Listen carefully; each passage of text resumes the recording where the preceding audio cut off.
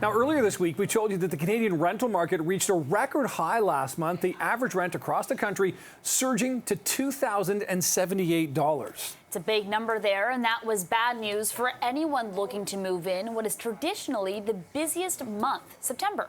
Maybe Lauren Haw, broker of record and industry relations officer at Zoocasa, can offer some insight and advice on that. Lauren, good morning to you. Walk us through what's happening right now when it comes to the rental market. Good morning. Thanks for having me. So in the rental market, what we've seen is that investors are being pushed and squeezed by the rising interest rates. And so any of the landlord properties owned by investors, they need to raise the rents in order to afford the interest rate that they have on the financing, so their mortgages on those properties. Lauren, I'm always confused because whenever I hear the headlines about rents going up, I always thought there was sort of some level of rent control. How frequently can landlords, in fact, actually raise rents, or is this just something that as the different contracts come up, they're able to raise them? Yeah, I mean, across the country, there are different rules. And so in some jurisdictions, in some provinces like Alberta and BC, there are areas where you can increase rent to market without having to change or evict a tenant. In Ontario, there are a lot of rent controls. So it really depends on what province we're talking about. And even within provinces like BC, there are areas with rent controls and there are areas without them. So it really depends. It's a very hyper-local specific question. Right. Well, here in this city, we're definitely dealing with a housing crisis, not only in affordability, but when it comes to access to actual rental units. There aren't many on the market. They're copped up really fast. Are you seeing a similar trend happening across the country as well?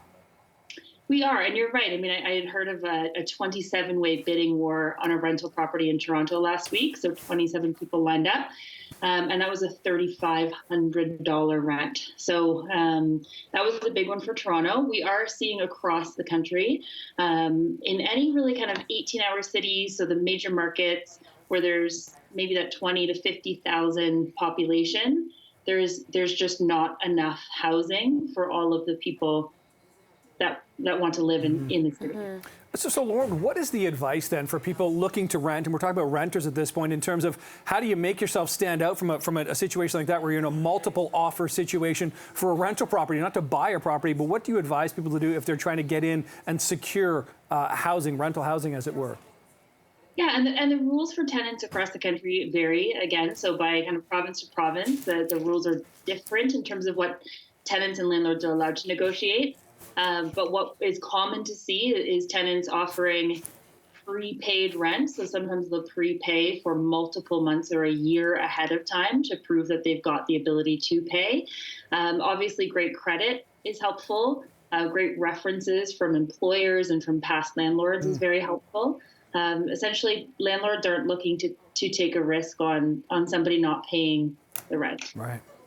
We've got this interesting kind of cycle happening here. High interest rates from the Bank of Canada means less investors are more likely to buy new condo units to put up for rent. And then you have renters who are facing higher than ever rental prices because of those increased interest rates being passed down to them. So when do you see this kind of bubble bursting, or when people can actually expect to see some relief from either side?